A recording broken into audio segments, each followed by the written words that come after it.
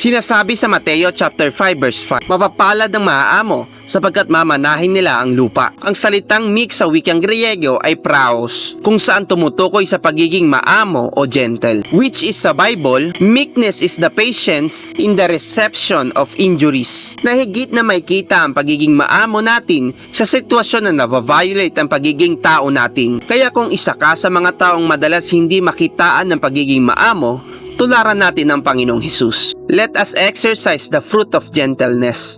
Let us speak the truth in love. Because this is one of the character of Christ. Oo, nagalit ang Panginoong Hesus habang siya'y nandirito sa lupa. Ngunit ito'y bilang lamang sa ating mga daliri na nabanggit na ang Panginoong Hesus ay nagalit sa isang sitwasyon.